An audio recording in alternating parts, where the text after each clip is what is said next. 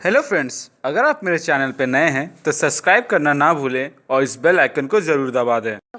Hey guys, title से पता चल ही गया होगा कि ये वीडियो उन लोगों के लिए है जिन्होंने एवेंजर्स इन्फिनिटी वॉर देख लिया है, लेकिन फिर भी मैं एक स्पॉइलर वार्निंग दे दूं। तो आज मैं उन लोगों की डाउट क्लियर करूंगा जिन्हें ये जानना था कि क्यों डॉक्टर स्ट्रेंज ने थैनोस को टाइम स्टोन दे दिया और बदले में टोनी स्टार्क की जान का सौदा किया। तो एक बार मैं कुछ सीन्स का क्विक रिकैप करा देता हूँ। डॉक्टर स्ट्रेंज ने टाइटन आने से पहले ही बोला था कि अगर तुम पे कोई मुसीबत आती है या फिर इस पिद्दू में या फिर इस मनी पर, तो मैं टाइम स्टोन को बचाऊंगा।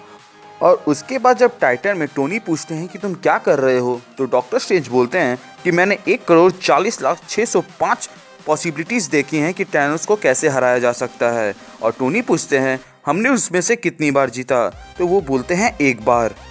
अब ये बात तो तय है कि उन्होंने उस एक बार के प्लान को ही फॉलो किया होगा, तभी तो उन्होंने मरने से पहले कहा था कि और कोई चारा नहीं है, और टाइम स्टोन देने के बाद कहा था कि अब खेल खत्म होने वाला है। जरा सोचिए कि अगर डॉक्टर स्ट्रेंज टाइम स्टोन नहीं देते तो क्या थैनोस अपने मकसद में कामयाब हो पाता। चलिए हम दो केसेस लेते हैं। एक जिसमें स्टार-लॉर्ड को गैमोरा की सच्चाई गॉटलेट थैनोस के हाथ से निकालने के बाद पता चलती, पर उसमें भी हमारे हीरोज ही हारते, क्योंकि उन स्टोन्स को कंट्रोल करने लायक वहाँ कोई नहीं था। बट यहाँ सिर्फ बात स्ट्रेंथ की ही नहीं है, ड्यूरेबिलिटी की भी है। आपको याद दिला दूं कि गार्डियन ऑफ गैलेक्सी में जब सब ने पावर स्टोन को छुआ था तो उनका क्या हाल हुआ था। इतना ही नहीं, टेसरैक्ट के अंदर स्पेस स्टोन ने तो रेड स्कल को वॉलमेर में जाके भेज दिया था। उसके बाद फ्यूचर में और कितने बुरे कॉन्सिक्वेंसेज हो सकते थे ये तो डॉक्टर स्ट्रेंज ही जानते थे। और गॉन्टलेट के बिना भी थैनोस कितना ताकतवर है ये मूवी के पहले 5 मिनट में ही पता चल गया था। अब आते हैं दूसरे केस में, जहां डॉक्टर स्ट्रेंज टोनी के जान का सौदा नहीं करते और थैनोस उन्हें वहां मार देते। इसके बाद थैनोस एक एक करके सबको मार देते, लेकिन वो डॉक्टर स्ट्रेंज को नहीं मार सकते थे, क्योंकि अगर वो डॉक्टर स्ट्रेंज को मार देते तो उन्हें इन्फिनिटी स्टोन नहीं मिलता। चलिए एक पल के लिए मान लेते हैं कि थैनोस को ये बात नहीं मालूम थी और वो डॉक्टर स्ट्रेंज को मार देते। इसके बाद वो अर्थ जाते हैं माइंड स्टोन की तलाश में, लेकिन यहाँ भी उन्हें खाली हाथ लौटना पड़ता, क्योंकि वांडा वहाँ पे माइंड स्टोन तब तक तबाह कर चुकी होती। और डॉक्टर स्ट्रेंज कोई बेवकूफ़ नहीं जो करोड़ों जान के बदले एक जान यानी कि टोनी स्टार्क की ज़िंदगी का सौदा करे, ये जानते हुए कि अगर उन्होंने टाइम स्टोन दे दिया तो अर्थ में उन्हें माइंड स्टोन भी आसानी से मिल जाएगा। यहाँ से मुझे सिर्फ 2 ही रास्ते नज़र आ रहे हैं जिससे थैनोस को हराया जा सकता है। पहला ये कि थैनोस को तभी रोका जा सकता था जब उसके पास 6 के 6 इन्फिनिटी स्टोन्स हो, और दूसरा ये कि टोनी स्टार्क ही वो इंसान है जिसके मदद से थैनोस को हराया जा सकता है, और इसीलिए उसका जिंदा रहना बहुत ज़रूरी है।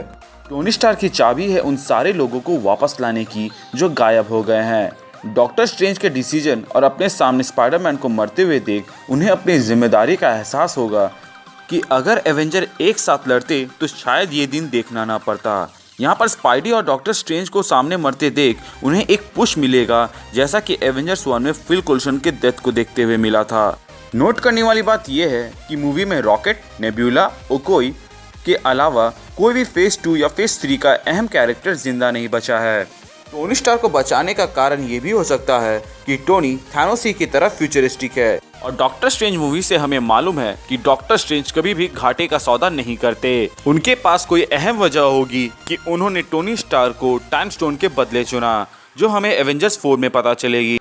एंड चूंकि स्पाइडरमैन, ब्लैक पैंथर और डॉक्टर स्ट्रेंज के सीक्वल्स बनने वाले हैं, ये बात तो कंफर्म है कि एवेंजर्स 4 में सारे कैरेक्टर्स जो चुटकी बजाने के बाद गायब हुए थे वो सब वापस आ जाएंगे। तो कैसा लगा आपको मेरा ये वीडियो, मुझे कमेंट बॉक्स में बताएं। और अगर आपको कोई भी डाउट है इन्फिनिटी वॉर से रिलेटेड तो वो भी मुझे कमेंट सेक्शन में पूछ सकते हैं, और इंस्टेंट रिप्लाई के लिए आप मुझे मेरे फेसबुक पेज में मैसेज करें। आगे अमेजिंग फैक्ट्स, ब्रेकडाउन वीडियोस और थ्योरी से रेगुलर रूबरू होने के लिए आप मेरे चैनल को सब्सक्राइब करना ना भूलें। Thank you for watching, stay tuned.